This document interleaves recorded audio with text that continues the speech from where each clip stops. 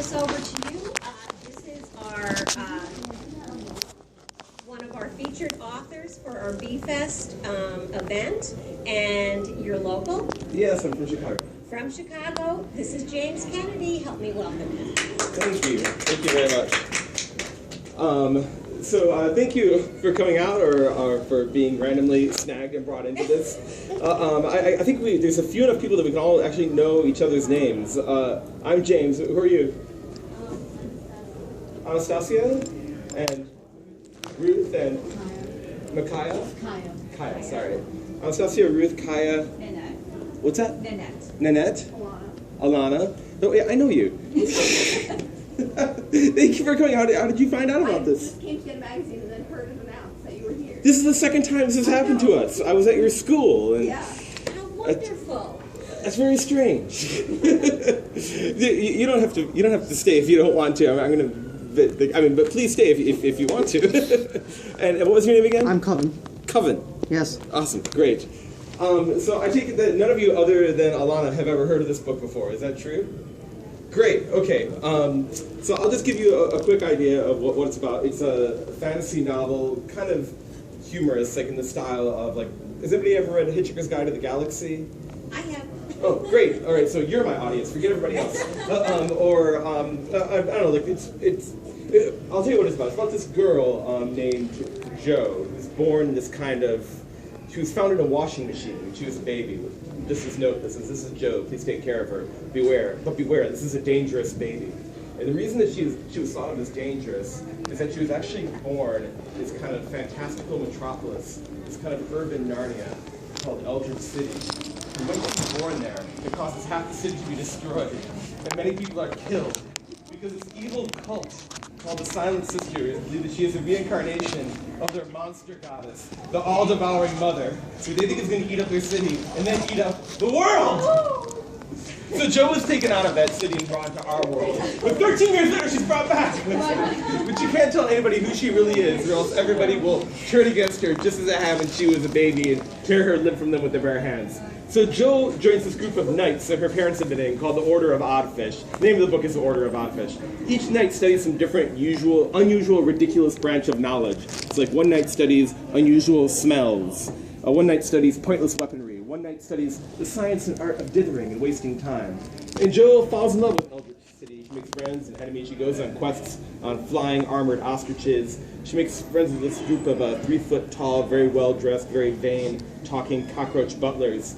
But she finds, to her horror, she is, little by little, turning into the monster the Silent Sisters said she become. She has to find someone to stop this prophecy before it comes true.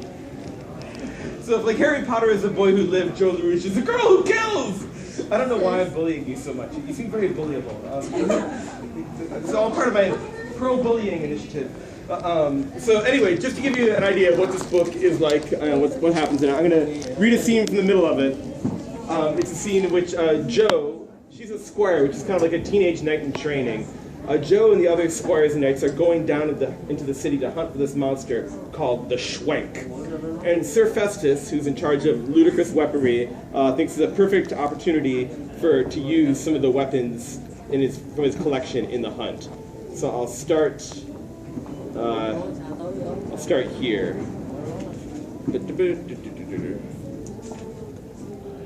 Here we go. Umberto finished distributing the weapons to the squires. Each weapon was unlike the others. Some were unlike anything else on Earth. Ian was given a tiny, thin, jewel-encrusted tube. Daphne held a damp mass of prickly fur between her thumb and forefinger, looking confused over what to do next. And Dugan was unsuccessfully wrestling with a weapon that resembled a hissing, gurgling clump of old computer parts. "Of course," said Sir Festus breezily. "It's only fair to warn you that I have little idea how these weapons work, or what they actually do." "You don't know what these weapons do?" said Albert. "I was hoping you'd help me figure that out. Well, I do know about some of them." Sir Festus took the spiky gun from Jo. "This is one of the most impressive weapons in my arsenals, and a personal favorite. A long-range, triple accuracy, apology gun." That doesn't sound so impressive," said Jo. "Are you off your head, girl? The apology gun is most impressive and quite ancient. This little lovely goes back to the legendary war between the Vondorians and the Snoo-Snids, known to history as the Very Polite War. By now, Joe could tell when Sir Festus was about to launch into one of his long, confusing, tedious stories. His mustache perked up, he licked his lips, and he wiggled his fingers with delight, beginning, "The Vondorians are renowned throughout the ancient world for their etiquette. Their civilization had a proper way to do everything, from opening a door to proposing marriage. Their entire lives became elaborate ceremonies, which you were required to recite a certain 1,000-line poem every time you bumped into someone in the street, or do a traditional dance after you took off your hat. Every action of a Vondorian was ritualized and beautiful." But then the Vondorians came up against the Snoo-Snids. The Snoo-Snids were ruthlessly, dangerously polite. They were masters of the deadly thank you note, the murderous curtsy, the lethal tea party. It was rumored Snoo-Snids had a special way of saying, "Excuse me." They could kill you instantly! Snoo-Snid's assassins were so charming that their victims would literally die of tact. So when the Snoo-Snids declared war on the Vondorians because of a disagreement over the placement of a soup spoon at a diplomatic dinner, it was one of the strangest wars in history. Luckily, some artifacts of the war still survive, such as the apology gun. I still don't understand what it does, said Joe. There were many great battles in the Very Polite War, said Sir Festus, but so many improper things happened in those battles that both sides were bound by etiquette to continually apologize for what they were doing. The apologies on either side grew more extravagant and effusive as the entire war degenerated into chaotic mass apologies, an ugly free-for-all of manners. Imagine the horror. Thousands of soldiers charging towards each other, saying they were very sorry, and then running away before they could hear their opponent's apologies. The war was stalemated like this for years, until the Vondorians invented the apology gun. "Why?" said Joe. "Watch." Sir Festus pointed the gun at Colonel Korsakov. There was a pow, a puff of blue smoke, and a small tube of paper flew out and bounced off of Colonel Korsakov's chest. Korsakov picked up the tube, unscrolled it, and read aloud, "Sorry." "Thank you, Sir Festus. Apology accepted." "You're welcome," said Sir Festus. "See, very civilized. And this baby can shoot up to 300 apologies per second. Pretty devastating stuff." "But what good did that do in the war?" said Albert. "Ah," said Sir Festus. "The apologies were extremely sarcastic." "A brilliant strategy," nodded Korsakov. Sir Festus showed Joe a small dial. "You can adjust this knob from sincere to sarcastic, depending on the type of apologies you want to fire. Between the overwhelming number of apologies the Vondorians made and the withering sarcasm of each apology, the Vondorians swiftly crushed the Snoo-Snids and won the war." Joe said, "But what good will this be against fighting the Schwenk?" "Oh, against the Schwenk? None at all!" "Well, what about these other weapons?" "Utterly useless!" "Wait, why are we using them?" "Style, my girl. Style." Wonderful. Thank you. Thank you. Hesitant, scattered applause. It's a favorite kind. Does anybody have any questions or comments or objections? I can see you're not enthusiastic about your work. No. Go ahead. I'm sorry. Go ahead. I didn't have anything to say. But you nudged her, which meant you had something to say. You're just urging. Okay, you're saying let's go. All right. Well, if nobody has any questions, I'll be sitting here. If you want to talk to me one-on-one or whatever, signing books if you want to buy them, yeah.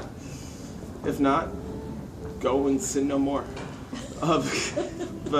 Yeah, thanks for coming out or randomly dropping in. I mean, I could do another reading if you want, but I think some of you. I think it's hot. I'm sweating. I don't want to. Nothing else? No other. Okay, cool. I'll be here. Don't be afraid.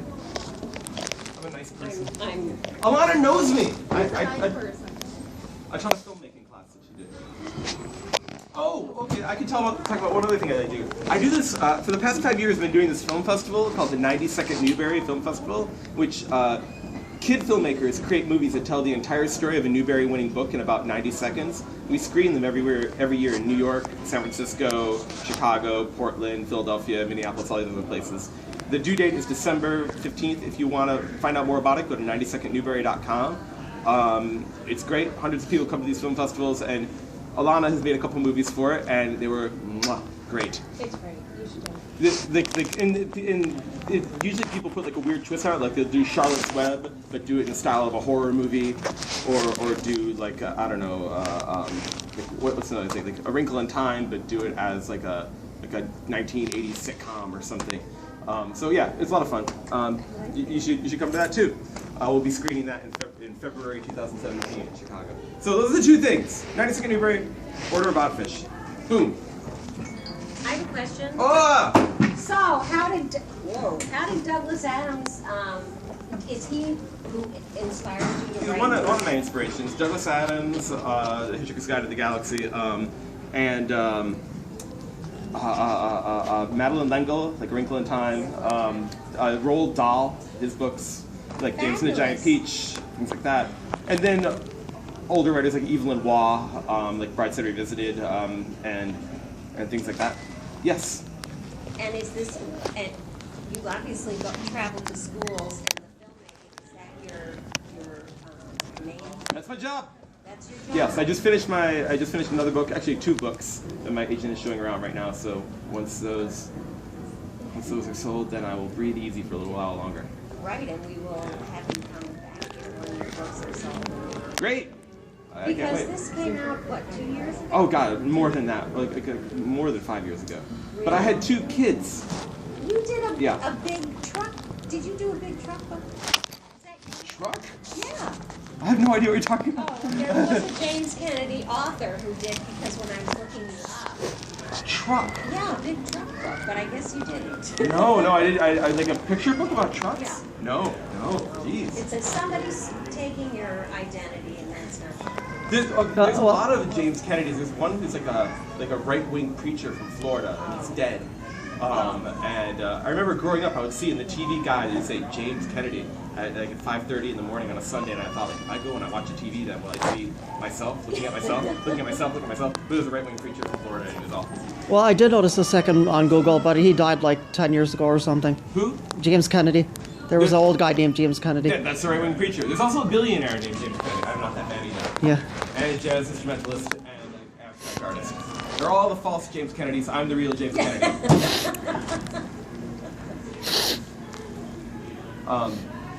Don't feel you have to stay just to be polite. If you want to go, you can go. I release you. But if you want to stay, you may as well. That goes for everybody. I don't want to. What's that? They're going to a party. Go to the party. Go. So you are well prepared for your party. Yeah. That was fabulous.